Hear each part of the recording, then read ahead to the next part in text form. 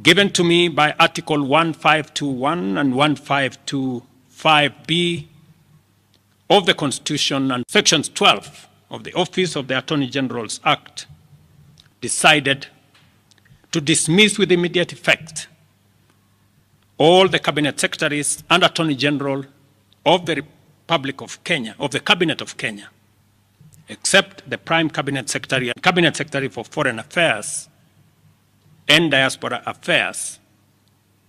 And of course, the Office of the Deputy President is not affected in any way.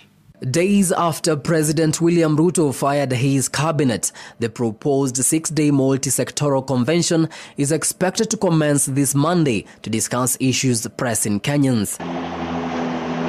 This comes in the wake of deadly nationwide protests against taxation and President Ruto's leadership. The convention has, however, been met with resistance from a section of Gen Zs and Millenials. This rejection raises questions about the reasons behind this decision and the potential consequences. It's very important to give dialogue a chance, although I'm scared that whichever report is going to come out of it, maybe it might not be implemented to the full. Tunaenda kuongelea Monday, by the way. Kuongea si solution, actions ndio zinatusaidia. Historically, Kenyans have been taken round and round towards the dialogue, and which has never been implemented.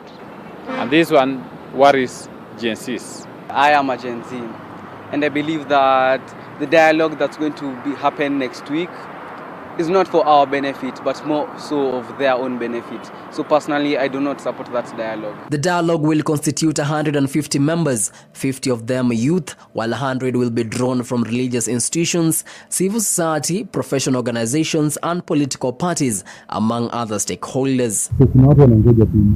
According to law and governance expert Philip Mwangale, the dialogue is, however, not necessary at the moment, calling for the full implementation of the 2010 Constitution. Dialogue is not necessary, in my view, because we've had so much conversation around the issues that have bedeviled this country for a long time.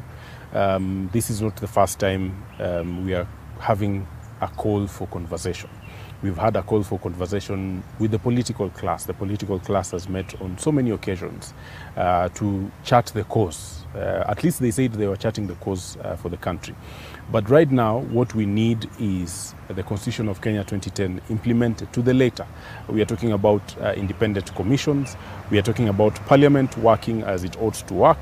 We are talking about Chapter 6 of the Constitution being implemented fully. The stance of the Gen Z against the national dialogue continue to stir doubts about the anticipated multi-sectoral forum, who have time and again affirmed that they are tribeless, partyless, and leaderless. The idea that the young people should proceed leaderless, in my view, is not wise. One, because while you are defending yourself from likely or a likelihood of infiltration from the government, you are also proceeding in a way that invites selfishness. It invites people who have opportunistic ideas to take over the movement.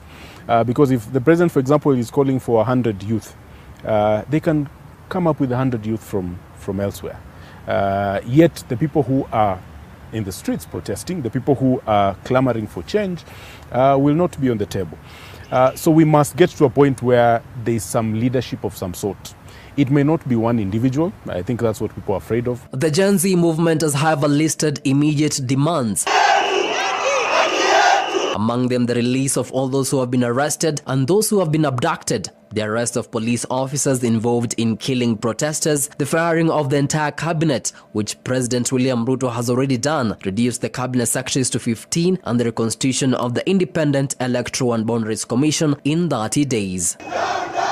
Even as the 6-day multi-sectoral convention is set to commence on Monday next week, the Gen Z and millennial protesters have, however, vowed to stay put until the government fully implements their demands.